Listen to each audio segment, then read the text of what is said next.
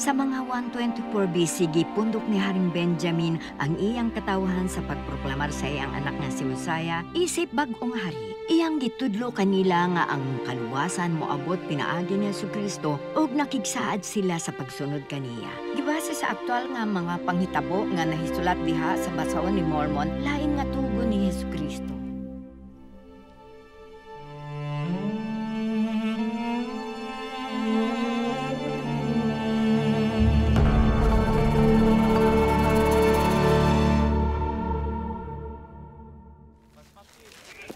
Pas, dali mo.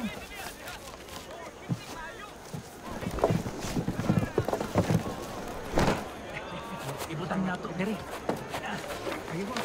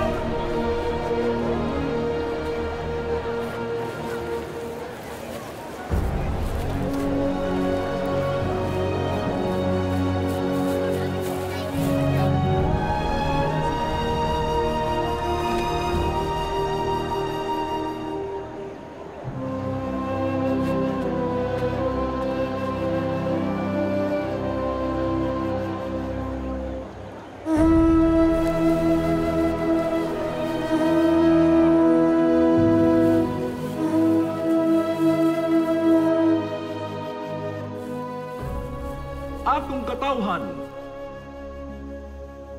Ako wala magsugo kaninyo pag-anhi dinhi, aron pagtiaw-tiaw sa mga pulong akong ipamulong. Apan nga kamo kinahanglang maminaw kanako. Ako wala magsugo kaninyo sa pag-anhi aron kamo mahadlo kanako. Kamo maghunahuna nga ako mismo labaw kaysa tao nga mortal. Apan ako sama sa inyong kaugalingon. Nga ubos sa tanang matang, sa mga kahuyang sa lawas, o hunahuna. Apan ako giampingan, o gipanalipdan, sa dili hitupngan nga gahom sa Dios, nga nakaalagad kaninyo, uban sa tanan nga gahom o hunahuna, o kusog, nga gihatag sa Ginoo kanako. Mosiah, wa ko kasabot nga nung mubuhat pagyod kita og ingon ni ini. Eksakto si Lorong. Ikaw ang hari. Pabuhison ba na ako ang mga tao aron magpahulay lang kita samtang ang uban magtrabaho? Dili. Ako mismo maghago aron makaserbisyo ko sa akong katawhan. Sultihan ko kamo ni ini mga butanga aron kamo makakaton ng kanak. Nga kun kamo anaan sa pag-alagad sa inyong isig katawo, kamo anaa lamang sa pag-alagad sa inyong Dios. Usab, kun ako king sa inyong gitawag nga inyong hari, bigahin sa iyang mga adlaw pag-alagad kaninyo, og nag-alagad usab sa Dios, angay sa bisan unsa mga pasalamat, gikan kaninyo. O unsa pa kahang inyong pagpasalamat sa inyong langit nung hari? Kung mo alagad kamo kaniya, nga naglalang kaninyo sukad sa sinugdanan, og nanalipod kaninyo matag adlaw, pinaagi sa paghatag kaninyo og ginhawa, muingon ako, kung kamo mo alagad kaniya uban sa tibuok ninyong mga kalag sa gihapon kamo dili mapuslanong mga sulugoon. Ang tanan nga iyang gipangayo kaninyo, mao ang pagtuman sa iyang mga sugo, og siya misaad kaninyo, nga kamo muuswag sa yuta. Ako tuyo, nga mipapundok kaninyo, aron ako makapamahayag kaninyo, nga ako dili na mahimo nga inyong magtutudlo ni inyong hari. Unsa kahit ako, haring namin. Ang kinimutan. Apan ang Ginoong Dios misugo kanako, nga mapahayag kaninyo ni ining adlaw, nga ang akong anak nga si Mosiah maoy hari o gibabaw kaninyo. Kundili patungod ni ini nga mga palit, nga naglangkob ni ini mga talaan o ni ini mga sugo. Nag-antos unta kita sa pagkawalay kaalak, bisan niini nga panahon, walay kahibalo sa mga misteryo sa Dios. Ang Ginoo misugo sa atong amahan nga silihay sa pagdala ni ini ngadto sa kamingawan. O kini, ang espada ni Laban, nga gigamit ni Nephi sa pagtuman sa mga sugo sa Ginoo. Pinaagi niini nga espada, may barug ako batok sa mga sundalo sa mga Lamanite. Sama sa inyong pagtuman sa ako mga sugo, kung kamo mutuman sa mga sugo sa akong anak o sa mga sugo sa Dios, nga isultingan haka ninyo, pinaagi kaniya. Ang inyong mga kaaway, walay gahom batok kaninyo. Apan o akong mga katawhan pag-amping, tingali o gadunay mo abot nga mga panagbingkil tali kaninyo. Ug basin kamo mupili sa pagtuman sa dautang espiritu.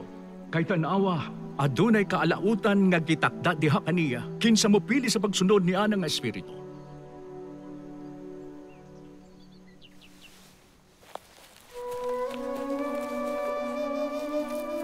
Ako nagtinguha nga kamo muhuna-huna sa bulahan o sa malipayong kahimtang ni adtong nanagtuman sa mga sugo sa Dios. Kay tanawa, bulahan sila sa tanang mga butang, sa temporal o sa espiritual. O kung sila magpabiling matinud-anon, hangtod sa katapusan dawaton sila sa langit, aron sila makapuyo uban sa Dios diha sa kahimtang nga walay katapusang kalipay.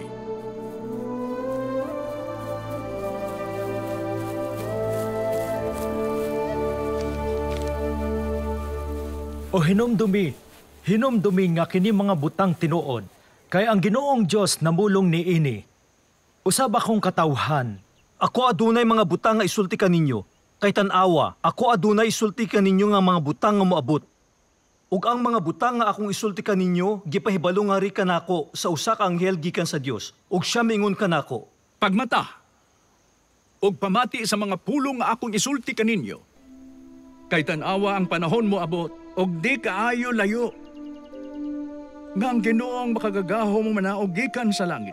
Aron mo ipon sa mga tao, ug mupuyo sa usa ka mortal nga lawas, ug makig-uban taliwala sa mga tao magbuhat og kahibulungang mga milagro, sama sa pag-ayo sa mga masakiton, pagbuhi sa mga patay, paghimo nga ang bakol makalakaw, mga buta sa pagdawat sa ilang pananaw, ug ang bungol sa pagkadungog, ug sudo nga mag-antosiya og mga pagsulay, ug sakit sa lawas, gani labaw nga maanto sa tao, gawas sa kamatayon. Kay tanawa, dugo manggawas gikan sa mataglungag. Sa iyang mga panit, hinabihan ang iyang kasubo, tungod sa mga kadautan ug pagkasalawayon sa iyang katauhan. Kay ngari ka nato usa ka bata matao, ngari ka nato usa ka anak nga lalaki ihatag, og ang pangagamhanan maanaa sa iyang abaga. Ug ang iyang ngalan pagkatawgon, ug katingalahan magtatambag, makagagahom nga Dios, walay katapusan nga amahan, prinsipe sa kalinaw.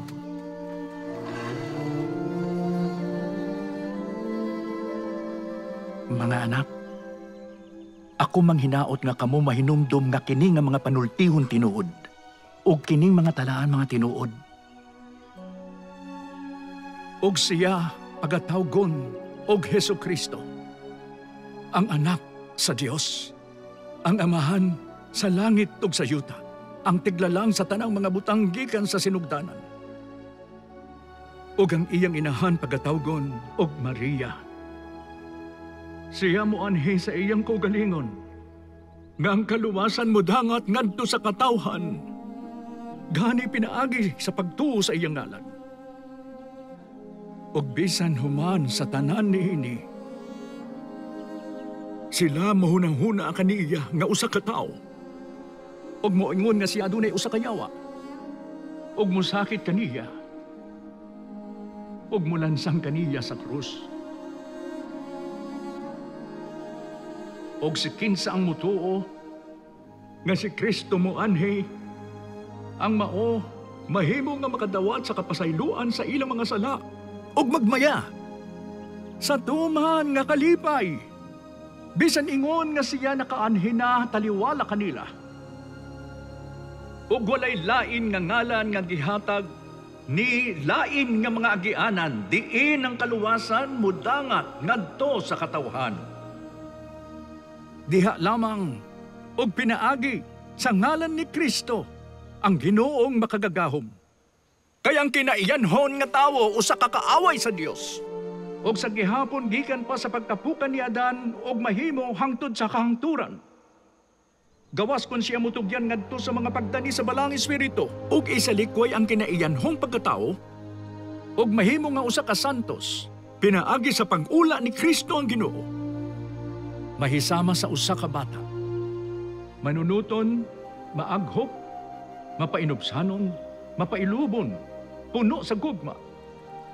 Mauyonon sa pagdawat sa tanang mga butang nga makita sa Ginoo nga angay ipahamtang kaniya. Bisan ingon sa usa ka bata, nga mutugyan sa iyang kaugalingon. O karon, ako nakapamulong na sa mga pulong. Diin ang Ginoong Dios nagsugo kanako. Mabarog sila nga usa ka hayag nga pagpamatuod batok niini nga katawhan. Sa adlaw sa paghukom, diin sila pagahukman. Matag tao, sumala sa iyang binuhatan, bisan sila maayo, o bisan sila dautan. Sa ingon ang Ginoo misugo kanako. Amen.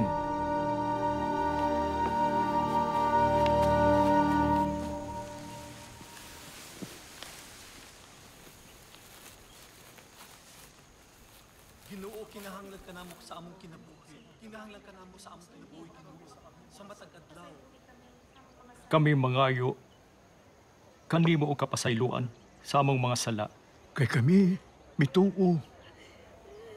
Kang Jesucristo ang anak sa Diyos. Pasayloa kami sa among mga sala, ug dawata ang among halad. Og dihugi sa inula nga dugo ni Kristo. Natinguha kami nga mosulod sa imong pakigsaan. Nga kami makadawat og kapasayloan sa among mga sala.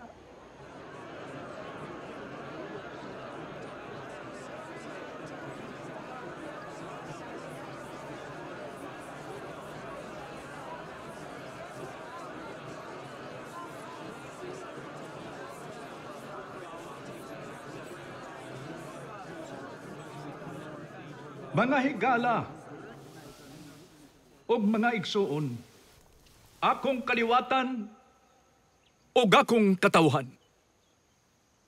Tuo sa Dios. Tuo nga siya mao.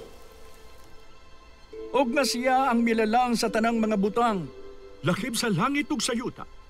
Tuo nga kamo kinahanglan gayud maghinulsol sa inyong mga sala ug magpaubos sa inyong mga kaugalingon sa atubangan sa Dios.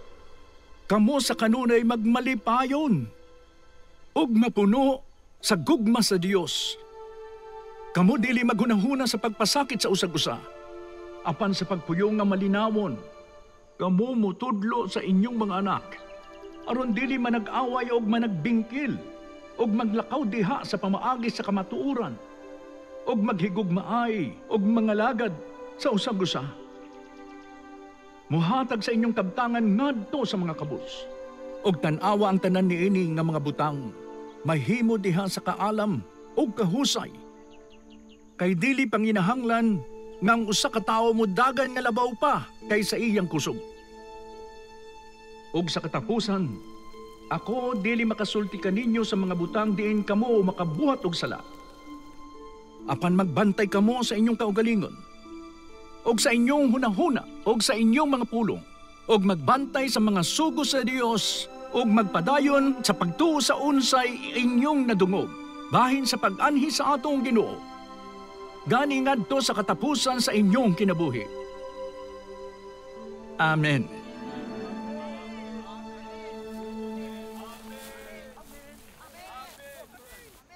Pagpadala ngadto sa akong katawan.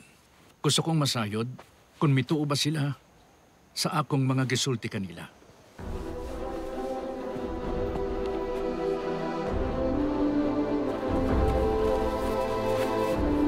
Nasabtan ba ninyo?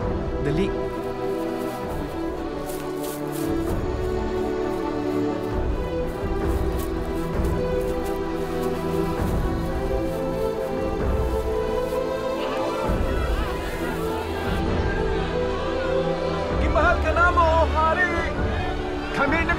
Panginoon! Palihog dawag ang among pakigsaan!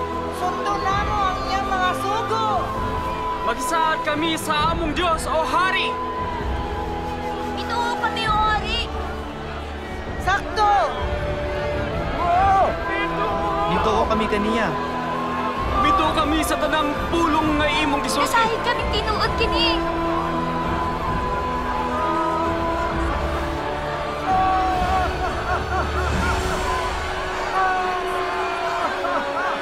Magbasulundon sa iyang mga sugo.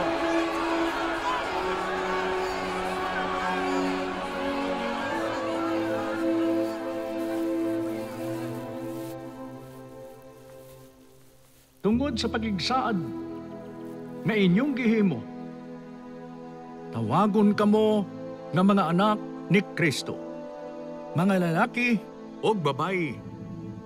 Kay tanawa, karong adlaw sa espiritual nga paagi siya nanganak kaninyo. Kay kamo nag-ingon nga ang inyong mga kasing-kasing na usab sa pagtuo sa iyang ngalan.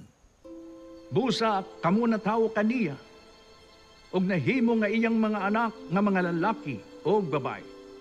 Busa ako manghinaot nga kamo modala diha kaninyo sa ngalan ni Kristo. Hinomdumi nga ang ngalan na hisulat kanunay diha sa inyong mga kasing-kasing. Aron kamo makadungog og masayod sa tingog nga kamo paggatawgon og usab sa ngalan nga siya mutawag kaninyo.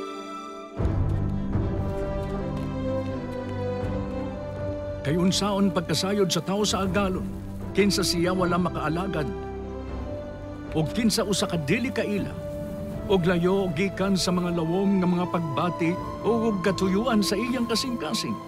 Busa, ako manghinaot nga kamo magmakanunayon og dili mausab, kanunay puno sa maayo nga buhat nga si Kristo mosilyo kaninyo nga iya.